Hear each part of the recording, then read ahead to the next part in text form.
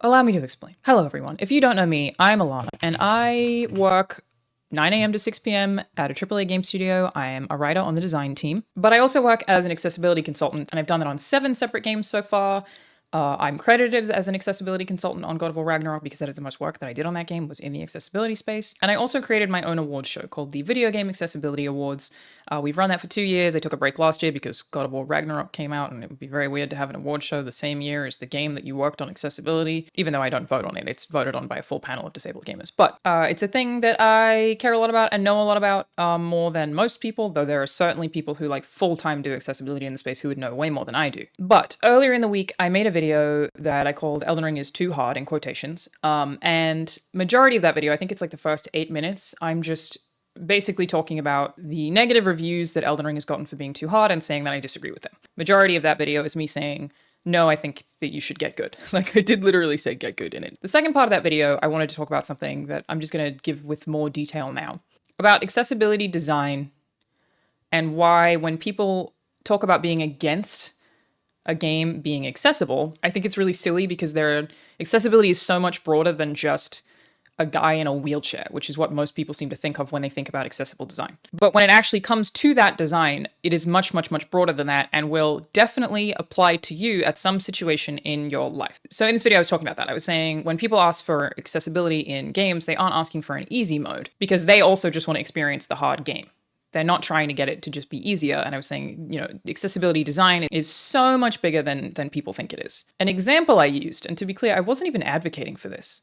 I didn't say that I think it should be there. It was just an example. An example I gave let me just show you the clip first. Let me show you the full clip. When people are asking for accessibility, are not actually asking for an easy mode. That isn't the intent. There are also multiple kinds of disabilities, especially where gaming is concerned.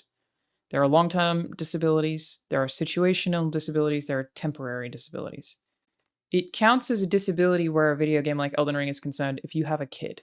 You have a 2-year-old, you're trying to play Elden Ring, you can't pause. That is a situational disability that you have, where the game not having the option for you to be able to pause, for example, is a hindrance for your particular disability, a situational disability. You may need to pause to stop your kid from putting a fork into a socket. So I basically explained 3 pillars of disability as it pertains to design. I did not invent this term. This term has been around for a long time. There are variations of the term, and it's multiple facets of design. This is used in web design, it is used in app design, it is used in software design, and it is used in game design. Or development. Design or development. Either really works. As it turns out, it's actually even broader than that. I've learned this week from people contacting me about it that situational disability is also considered in like commercial buildings. Apparently, it's not even just app development. It is much bigger than that. And there are 3 pillars of design. There is permanent, which is the thing that I think most people think of when they think of the word disabled. Person who has one arm, somebody who is blind.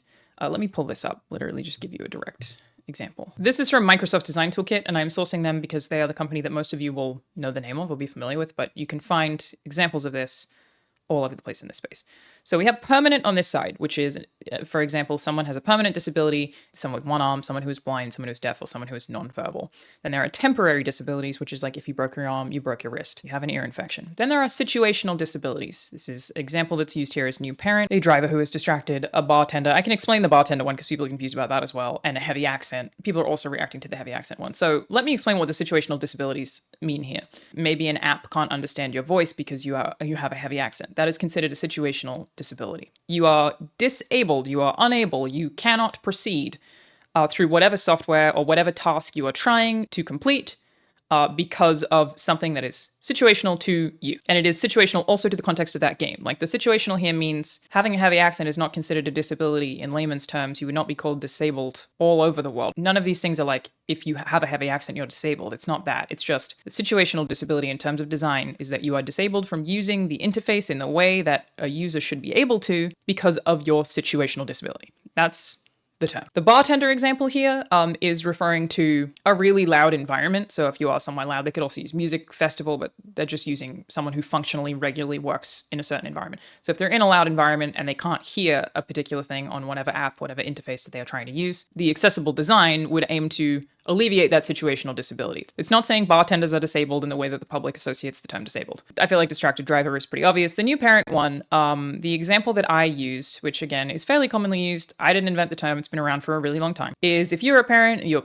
trying to play a game like Elden Ring, and you are halfway through your boss fight, and your kid runs across the floor and does something dangerous, you have to drop the controller and go and get them. That would be considered a situational disability, in that situation, you are unable to complete the task that you are trying to complete because of something that happened to you situationally. You have been disabled from completing the task. The way this pertains to accessibility isn't to say that all games, all apps, all processes need to alleviate all of these things. That's not the intent either. Like, it's just a way in which accessible design is much broader than people think it is, in the ways that it can help a lot more people than people think it can. And it's also definitely a reality in accessibility where it is basically impossible, I would argue, to fulfill every accessibility need on the planet.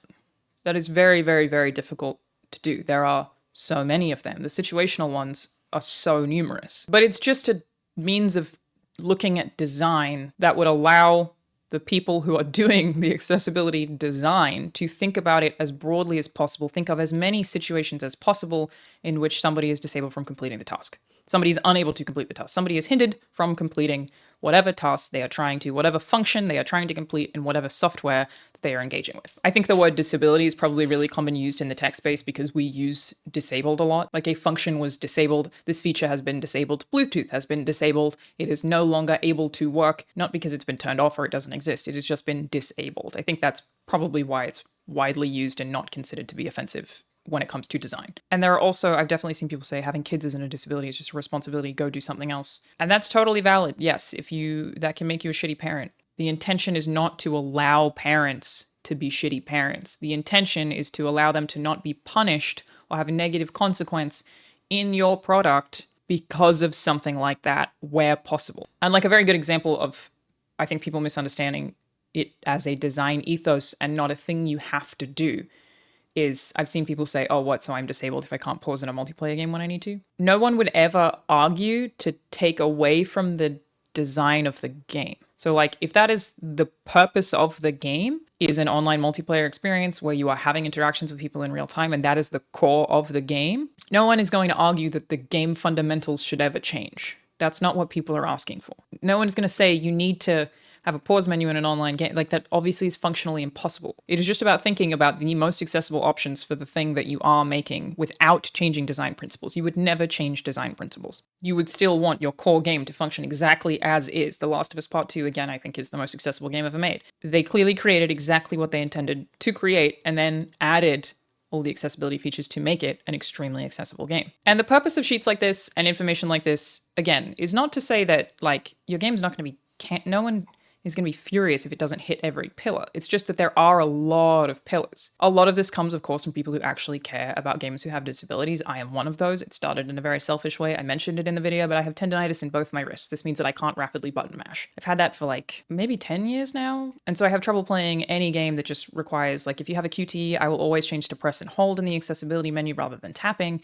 because I will eventually, like, my wrist will lock up and I won't be able to do it. That's how I got involved in accessibility. And technically that is considered a permanent disability. I do not call myself disabled because I have that. Like, in general terms, I'm not going to say I'm disabled, but I've actually had people who most people would identify as disabled in the accessibility space criticize me for that. Like, I've had criticism that is basically, Alanah, you are disabled, and by being afraid to use that word, you are preventing other people from realizing that they also have disabilities. That's a whole thing. But technically, that is considered a permanent disability in so far as it is permanent, it's not going away, and I have trouble playing video games, and so I need accessibility features. That's how I got involved in the space. Now, as I was saying, a lot of this obviously comes from people who have disabilities, who care about disabilities, who actually genuinely care. But I'm also sure that a lot of this comes from the app development and the web development, where they just want to make sure that you will never turn off the thing. Part of it is surely corporations being very time hungry. We call it the time wars here on this channel, where I've spoken many times about right now being in an era where corporations just want as much of your time as possible. So I don't doubt that some of this, when it comes to higher ups, is also coming from the time wars, where, you know, the corporation wants to make sure that you don't have a situational disability that prevents you from engaging with their software, that makes their software frustrating, that makes you want to put down their software in any capacity. It is definitely mostly people who care, in my experience. I don't think I've ever met any of those people, but I don't doubt, like, that the term probably came from web development or app development, where they were just trying to make sure that you wouldn't have some situation that would disable you from completing the task on their website that they want you to stay on. Now, if people are upset or offended by the term disability or disabled here, I don't think you're ever wrong to be upset by a word or offended by a word. If that's how you feel, then that is how you feel. This has been this way for a long time. It is used in the space all the time. It is used by permanently, visibly disabled people on a regular basis in the accessibility space. But language changes according to societal preferences all the time. So if people were to just be learning about this term this week, which it seems like is the case for a lot of people, and are really offended by the use of disabled or disability in this context, I'm not against changing it. I'm an accessibility consultant, but I'm not on the kind of boards where they make these terms or make these docs. I've just helped on games specifically with the permanent disability side, not the situational disability side. But if you're upset about the term, I'm not going to tell you you're wrong to feel that way. If it made you uncomfortable to hear that kids are considered a situational disability. Again, it's not that kids are, though. It's that the context of which the child appears and does something disables you from completing a task, whatever. Semantics. But if you would like to change the term, and if people would be more comfortable if when I speak about this again in the future, which I'm sure I will, I have many times before, that I call it a situational impairment instead, I'm totally fine to do that. It's just a term. Disabled exists in this context because of the industry from which it was born, but I'm not against it being changed.